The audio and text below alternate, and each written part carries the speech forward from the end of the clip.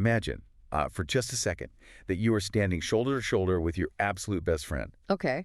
You're out on a balcony somewhere, right? And you're both looking out at the exact same view. Oh, like a sunset or something. Yeah, exactly. Yeah. A breathtaking sunset over a city skyline. The sky's all bruised with purple and orange. Or, maybe you're just sitting in a sterile office, both staring at the exact same spreadsheet on a blinding white monitor. Right. The setting doesn't actually matter. What matters is that you're physically occupying the exact same space. You are taking in the exact same light waves hitting your retinas, the same sound waves bouncing off your eardrums. Mm-hmm. Now, what if I told you that despite sharing all of that undeniable physical reality, you and your friend are actually experiencing two completely fundamentally different worlds? It's a really profoundly disorienting thought, isn't it? It totally is. Because, we operate our entire lives on this bedrock assumption that reality is objective. Right. We build our societies on the idea that if we both look at a red apple, we are both experiencing the exact same redness. Yeah, like we just assume the apple holds the same meaning. Exactly, that it triggers the same sensory baseline, creates the same emotional resonance for both of us. We walk around believing we're sharing this universal broadcast. Right. We just assume our realities match up perfectly. We assume the broadcast is the same. But today's deep dive is going to completely shatter that illusion for you. Definitely. We are digging into this incredible intersection of brain design, the invisible rules of our society, and this rapidly evolving concept of neurodiversity. Our mission today is to tear down what we casually toss around as common sense. Yeah, that term gets thrown around a lot. It really does. Yeah. And we want to understand how the invisible biological architecture of our brains actually dictates the reality we live in. Because, okay, let's unpack this. Let's do it. The fundamental claim from our source material here is that literally no one is looking at the exact same scenery. Right, nobody... We use language as if our minds are just reaching out and directly touching the world. You say, I feel sad, or I see a tree, or this room is really loud. Mm-hmm. But there is a middleman between the world and your mind. Precisely. And that middleman is the physical brain itself. What's fascinating here is how we can draw a direct parallel to genetics to kind of understand this. Oh, yeah, that makes a lot of sense. Think about human genetics for a moment. We all accept, without a single moment of hesitation, that our genes dictate our outward physical appearance. Right, like eye color. Exactly. Yeah. You have certain eye color, you grow to a certain height, you have a specific bone structure, all because of your unique, innate genetic blueprint. And we can see that blueprint, basically. We can. And because those physical differences are highly visible, society just accepts them instantly and adapts to them. Right. If you have a friend who's, a foot taller than you don't expect them to comfortably fit into your tailored jacket. Yeah, you don't get mad at them for it. Exactly. You can literally see the difference, so you accommodate it without even thinking about it. Right. I'm not going to get mad at a really tall person for ducking under a low door frame and say, well, I didn't have to duck, so you must be walking wrong. You're being dramatic. Right. That would be absurd. We accept physical differences because they are right there in front of our faces. Exactly. But here is the critical shift in perspective that the author points out. Just like our physical bodies, our brains also have completely different innate biological designs from the very moment we are born. Right, the actual architecture. Yes, the architecture of how neurons connect, how neurotransmitters like dopamine or serotonin are processed, how the amygdala responds to stimuli is all highly variable. That's all different. But the critical difference between the body and the brain, and this is where almost all the friction in human interaction begins, is that the design of the brain is entirely invisible. You can't just see it. No, you cannot look at someone's forehead and see their neurological blueprint. You can't see how their sensory gating mechanism is functioning. So because we can't see it, we just, we default to assuming their blueprint matches ours. Exactly. We assume they were running the exact same hardware.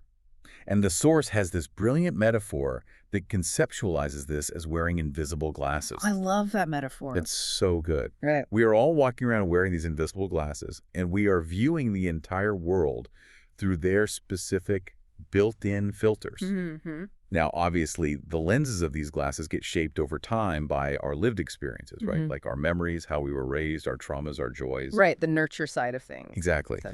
But the actual foundation, the physical frames and the curvature of the glass itself, That is the innate biological design of the brain we are born with. And that biological foundation determines literally everything about how sensory input is processed, prioritized, and, interpreted. Wow, everything. Yeah, it's not just about having different opinions, it's about receiving completely different data. Right. Let's ground this in a really relatable phenomenon.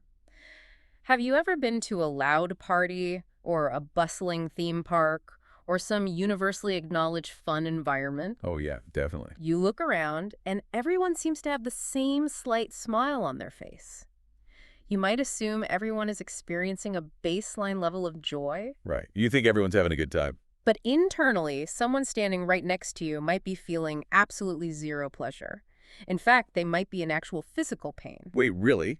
Physical pain from a party, just from the environment? Yes, because of how their brain filters or fails to filter sensory input. Oh, wow. For a neurotypical brain, the background noise of 100 overlapping conversations, the flashing lights, the thumping bass, the brain's automatic filtering system pushes all of that into the background so you can just focus on the person in front of you. Right. Kind of tunes it out. Exactly. But for a differently designed brain, say an autistic brain or an ADHD brain, that sensory gating might not work the same way. Okay, so what happens?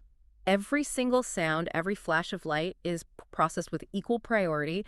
It is an overwhelming flood of data. That sounds exhausting. It is. So they have the same polite smile on their face. They're standing in the exact same room as you, but their internal reality is a state of intense, exhausting sensory overload, while yours is just a fun Friday night.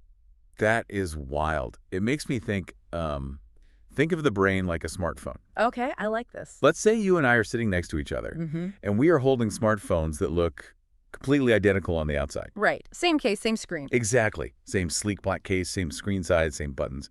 But one is running an entirely different operating system than the other.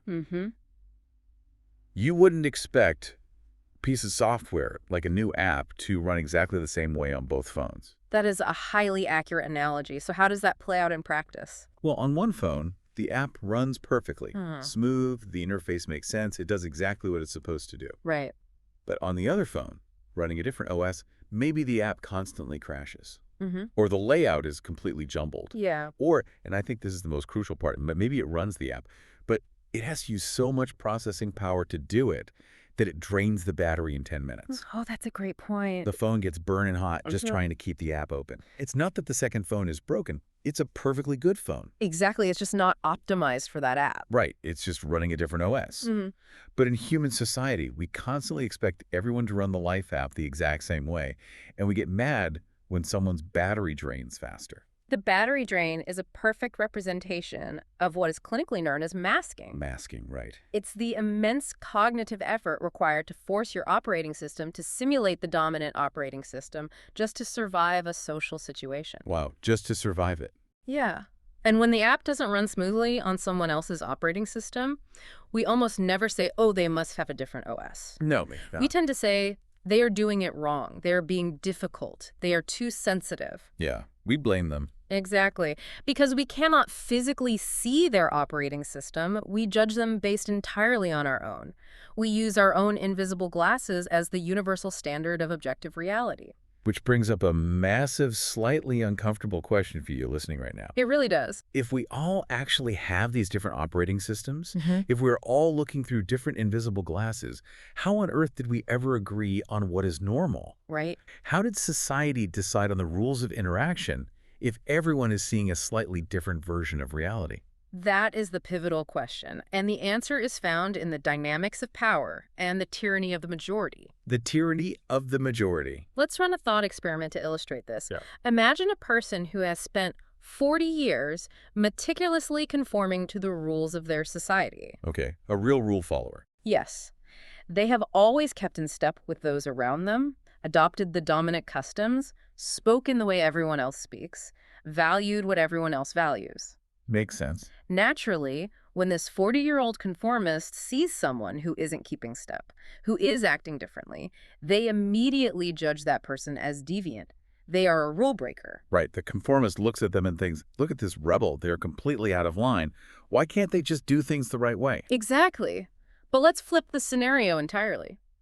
Imagine you take that exact same 40-year-old conformist with their exact same set of behaviors, and you drop them into a completely different society on the other side of the planet. Okay. A society where they are now the only person acting the way they do. Oh, wow. Suddenly, in this new context, without changing a single thing about themselves, they are the rule breaker. They are the one who appears to be completely out of touch with reality, acting bizarrely, and failing to read the room. It totally destabilizes the whole concept of right and wrong behavior. It really does. It means normal isn't a fixed law of physics. It's basically just a numbers game. It is entirely a numbers game. No single human being, or even a group of human beings, has the inherent divine authority to declare what a society's objective correctness is. Right? There is no biological rulebook in the sky that says eye contact must last exactly 3 seconds, or that sitting still for 8 hours at a desk is the only valid way to work. Yeah, we just made that up. Normal is quite simply the baseline behavior of the majority operating system. And over time, as the majority naturally reinforces its own comfort zone, that normal hardens into something much more rigid and dangerous. And what's that? It becomes what we call common sense. Okay, wait. I'm going to push back here a little bit. Sure. Here's where it gets really interesting, because I can hear people listening saying, but we need common sense. Of course. If everyone runs a different OS and everyone just acts out their own reality, how do we build roads? How do we have laws? Isn't some level of conformity, some baseline of common sense, absolutely necessary just to keep society from collapsing into chaos? That is a very fair point, and it's a crucial distinction we need to make. Yes, functional agreements like driving on the right side of the road or agreeing on the concept of money or basic tenets of do no harm are necessary societal infrastructure. Right, we need those. But we aren't talking about the laws of traffic. We were talking about when common sense is weaponized to dictate internal human behavior, emotional processing, and cognitive styles. Oh, I see. The friction occurs when the majority conflates what is statistically common with what is morally right or biologically correct. Ah, okay. So it's the difference between common sense says look both ways before crossing the street, and common sense says if you don't look me in the eye when I'm talking, you are untrustworthy and hiding something. Precisely. The latter isn't infrastructure, it's a social imposition based on one specific neurotype. Right. Let's look at how this manifests culturally, which provides a fascinating layer to this. Yeah. Consider the contrast between Japan and the United States regarding conformity. The source material goes deep into this. It does. In Japan, there is an exceptionally strong historical and cultural tendency to equate conformity with normalcy. Right. The pressure to think, act, and synchronize exactly with the group is incredibly powerful, arguably more systemic there than in many Western cultures. Yeah, there's a specific Japanese phrase the author mentions that captures this perfectly. It translates roughly to unthinkable by common sense. Yes. And this isn't just a casual observation. It carries enormous weight. It's essentially a conversational weapon. A conversational weapon. I like that. Yeah, because if you propose an idea or act in a way, and someone says it's unthinkable by common sense, the debate is instantly over. Right. You're not just offering an alternative perspective. You are fundamentally wrong. You are a glitch in the system. Mm-hmm. But contrast that with the United States. The author, who lived in both cultures, observed that in 17 years in the U.S., they practically never heard the English equivalent of common sense used in that same restrictive, conversation-ending, conformity-enforcing way. Which is a really fascinating linguistic observation. It forces us to ask, does that mean the concept of common sense simply doesn't exist in the United States?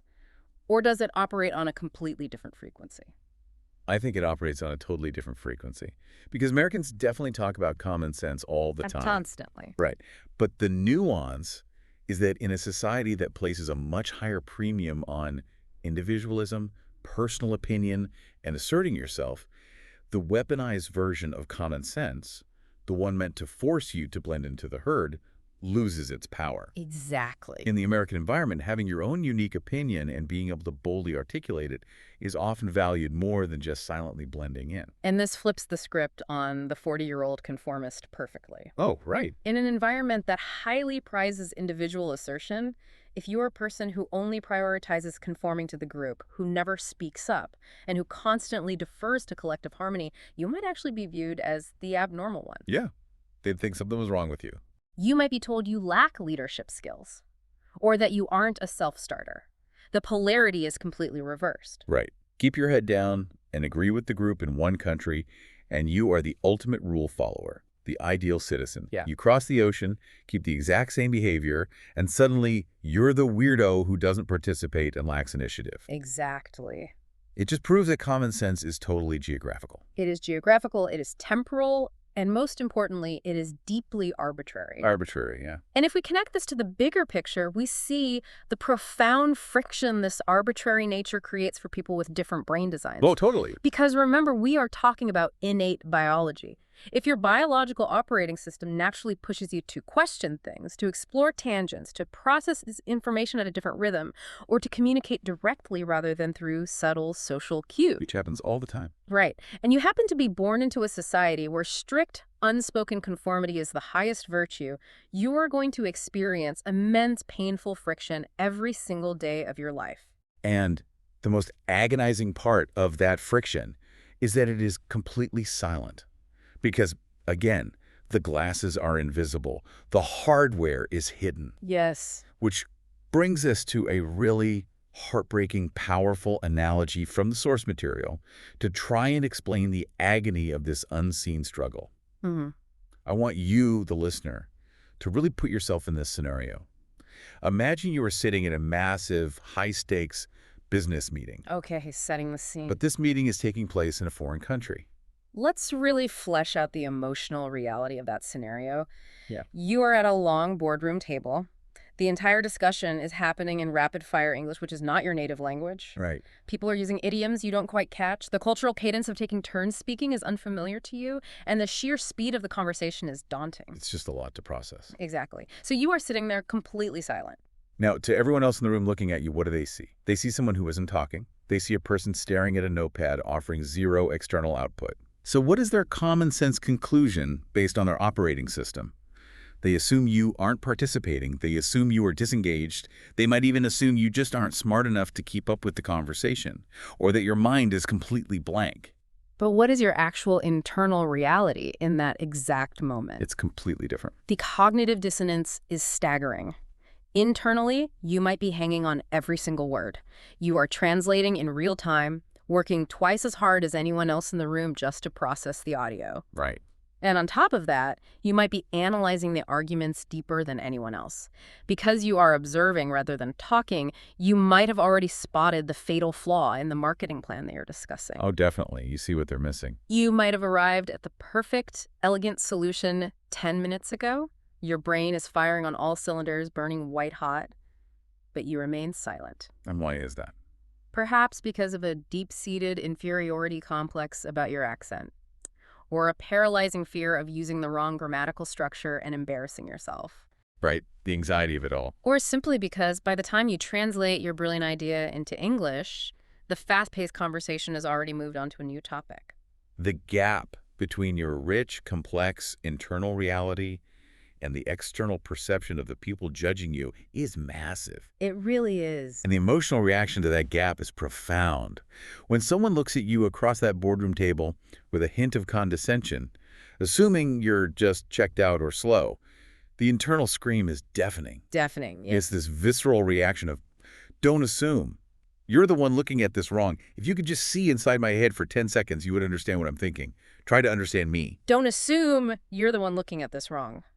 That phrase is a powerful, devastating indictment of how human beings judge intelligence and engagement. It really hits hard. We are terribly guilty of judging a person's vastly complex internal machinery solely by their external, socially digestible output. Yes, exactly. If the output doesn't match our highly specific expectations of what smart or engaged looks like immediate verbal banter, maintaining eye contact, or nodding at the right intervals, we dismiss the internal machinery entirely. Right. We assume the factory is empty just because the delivery truck didn't arrive on our schedule. I love that analogy. And this isn't just a clever thought experiment. For someone with neurodivergent traits, whether that's autism, ADHD, dyspraxia, or any other variants living in a rigid society, they carry this exact desperate feeling of understand me every single day of their lives. Every single day. Every day is like sitting in that foreign boardroom. They possess a rich, complex internal world that the majority just completely refuses to see, simply because their output doesn't match the common sense standards of the dominant operating system. It creates a profound, echoing isolation. to be surrounded by people, to be intimately involved in a society, yet to feel completely unseen and fundamentally mistranslated. That's a great way to put it, mistranslated. And this highlights a critical flaw in human social dynamics. Because we cannot see brain design, we rely desperately on labels. Right. We need a name for it. We have to create categories and taxonomies to try and make sense of behavior that deviates from the majority. We need words to describe the people who don't fit the common sense mold. Right. And you, listening right now, I want you to be really honest with yourself and think about times you might have done this. It's important to reflect on. Have you ever misjudged a colleague, a friend, maybe even your own partner or child, simply because their output didn't match what you expected? Probably. Yeah. Maybe they didn't make eye contact the way you wanted during a serious conversation, so you assume they didn't care, or they needed verbal instructions repeated because their auditory processing is different, and you assume they weren't listening. Or they seemed hyper-fixated on a detail you thought was trivial, and you assume they were just being difficult. Exactly. Did you assume their OS was broken just because it was different from yours? It is an uncomfortable reflection, but a necessary one if we want to dismantle these rigid structures. Because the labels we choose to put on these behavioral differences are not just harmless, objective descriptors. No, they have real power. The words we use actually construct the reality of how these individuals are treated. Language shapes policy, it shapes education, and it shapes self-worth. Which transitions us into what I think is the most impactful, actionable part of this entire discussion. And that is the incredible world-building power of language. Yes. The words we use are literally architects. We are looking at a massive contrast in terminology right now globally. In many medical models, and traditionally in places like Japan, the standard terminology translates directly to things like developmental disorder. Right. But in the English-speaking sphere, and increasingly worldwide, there is a grassroots paradigm shift rapidly spreading, centered around the concept of neurodiversity. If we connect this to the bigger picture, we can see how these two terms, disorder and diversity, while often pointing to the exact same set of human traits, start from entirely different, fundamentally opposed philosophical premises. Completely opposed. And those premises dictate everything about how society behaves toward that person. Let's deeply examine the word disorder and the medical model it stems from. Okay, let's unpack disorder. The moment you use the word disorder or deficit or impairment, you instantly conjure a highly specific image in the human mind. Right. You imply a deviation from a healthy baseline. You imply that something is fundamentally broken.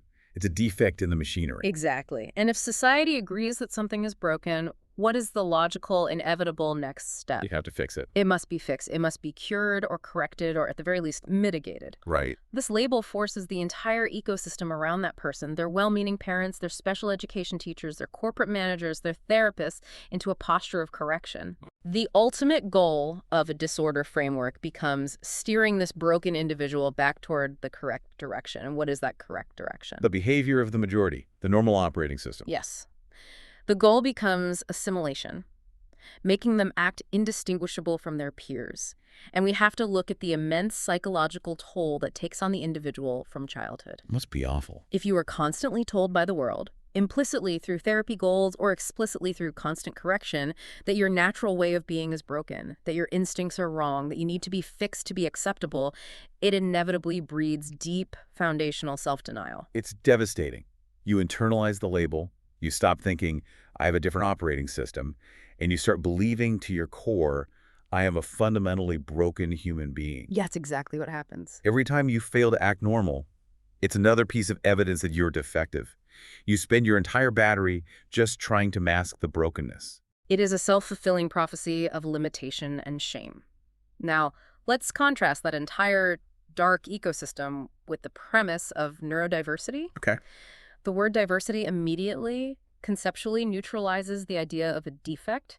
It takes broken completely off the table. That's a huge shift. It implies an innate, natural, and expected variance within the human species, much like biodiversity in an ecosystem.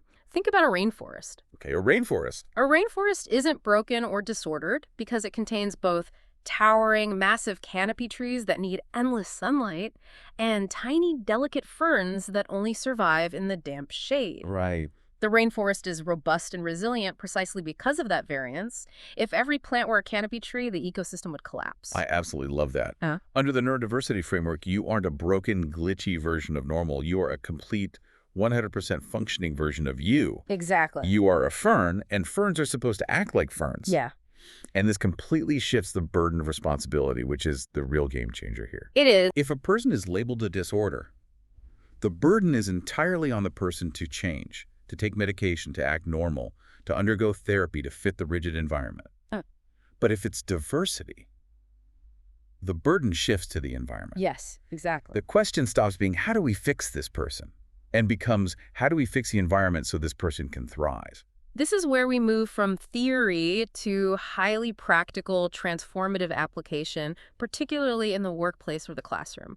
Let's look at how a manager operating under the disorder paradigm might act versus one operating under the diversity paradigm. Okay, let's look at that. Under the disorder model, a manager will look at an employee's performance review, identify their weaknesses, say poor time management or severe inability to organize administrative paperwork, and spend all their energy putting the employee on a performance improvement plan to fix that weakness. Oh man, PIPs are the worst. They will punish the lack of organization, forcing the employee to spend 80% of their energy struggling with a task their brain is biologically ill-equipped to handle. Which is just a recipe for burnout.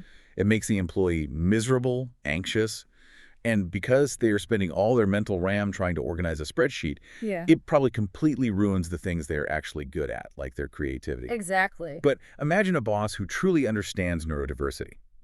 Imagine an environment that adapts to the brain, instead of forcing the brain to adapt to the environment. Imagine a manager who looks at that same employee and says, look, I see how your brain works.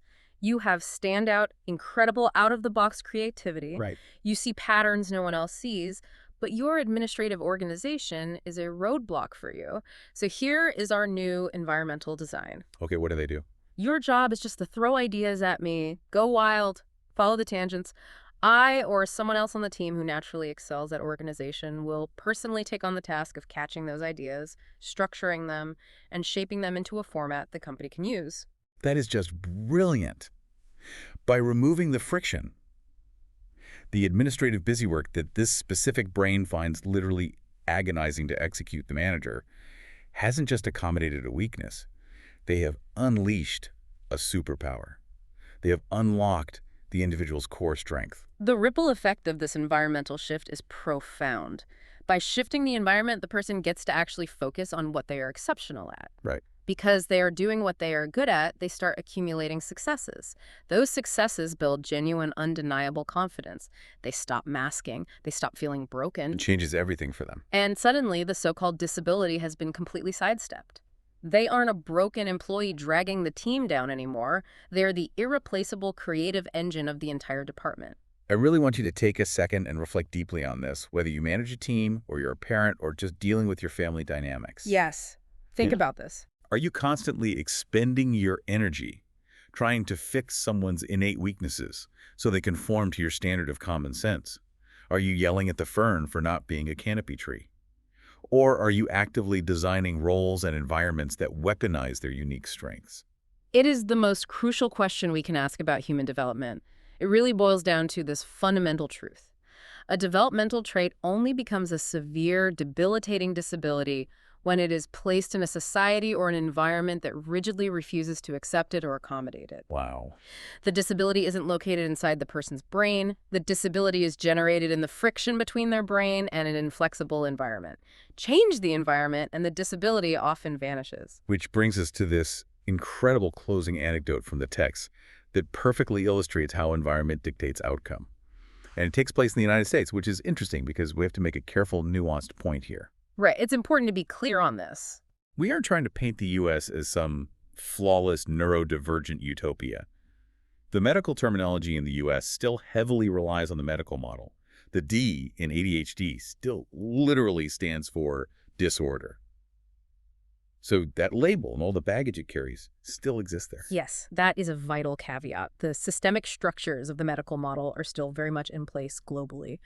But the culture surrounding that label, the interpersonal environment on a micro level, can be wildly different. Right. And this anecdote perfectly captures that. It involves a person who spent time living in the States and joined a 5-person rock band. Okay, so picture this 5-person band.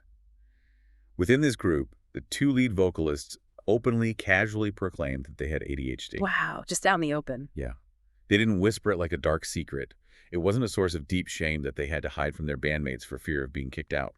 In fact, they even casually showed their medication to the others. Yeah. It was treated entirely, as a matter of fact, a characteristic, Mm. just a part of their operating system, rather than a damning moral failing that had to be hidden from society. That casual acceptance alone represents a massive cultural shift from an environment where differences are heavily stigmatized. But the story has an incredible twist. Oh, this is the best part. The person sharing this anecdote was playing in this band, making music with these 2 openly ADHD vocalists. 26 years later, the same person finally goes to a doctor, gets evaluated, and receives their own diagnosis. Right? They discover that they were the 3rd person in that exact same 5-person band who had ADHD. So what does this all mean? Let's just look at the math.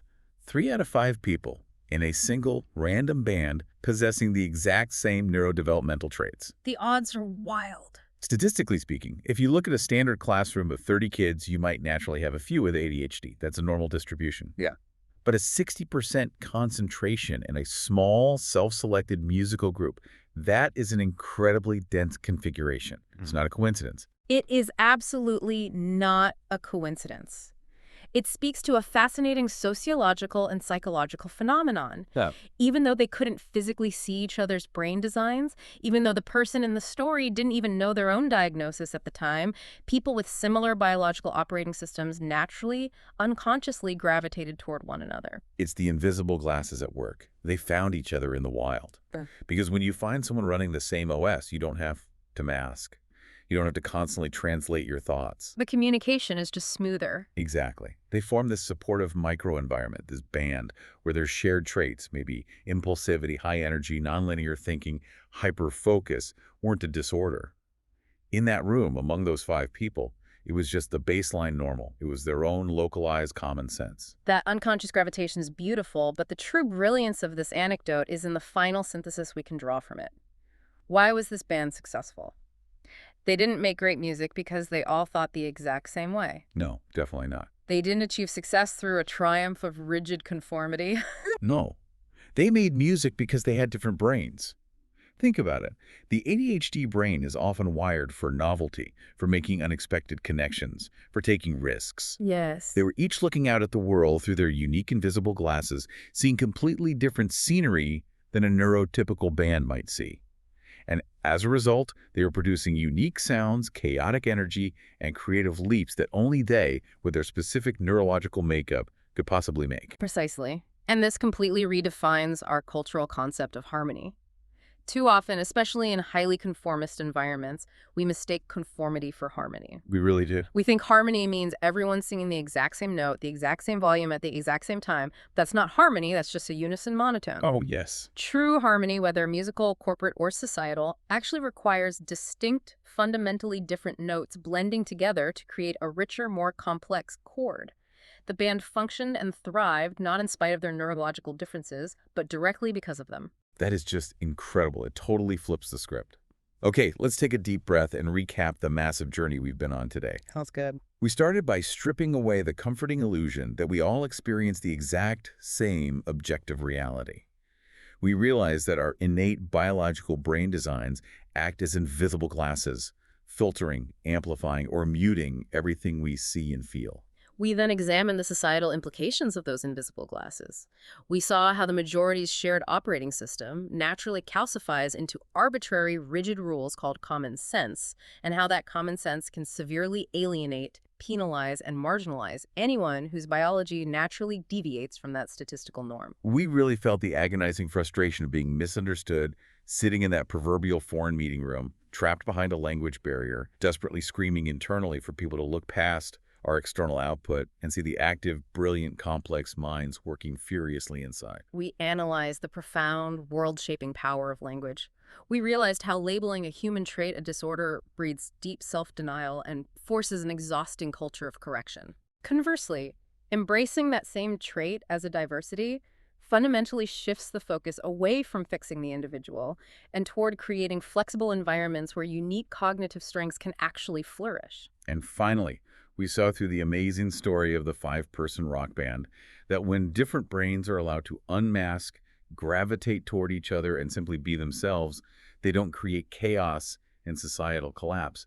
They create beautiful, complex, resonant harmony. It is a vast amount of paradigm-shifting information to process. But as we leave you today, I want to offer a final thought for you to deeply mull over as you step back into your reality, building on exactly what we've explored. Oh, what's that? We've learned that a trait only truly becomes a disability when the environment rejects it.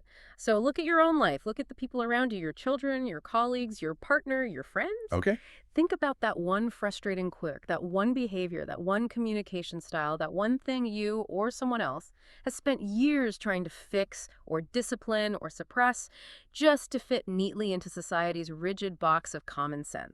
Yeah, we all have something like that. I want you to ask yourself, what if you stopped trying to fix it? What if that trait isn't broken at all? What if it is simply a uniquely tuned instrument, perfectly designed for a specific kind of music, and it's just waiting for you to help find the right band for it to play in?